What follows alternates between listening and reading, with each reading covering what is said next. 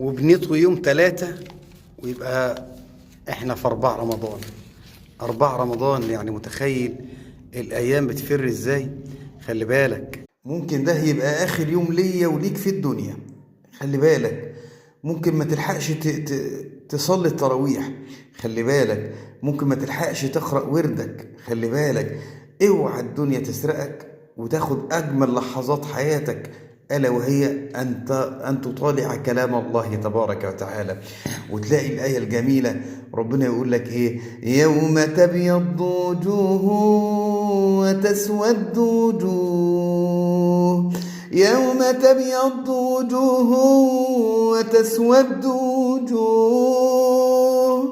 تبيض الوجوه التي عرفت ربها تبارك وتعالى، تبيض الوجوه التي ما قدرت حق الوقت الذي تعبد فيه الله تبارك وتعالى، وتسود الوجوه التي فرطت في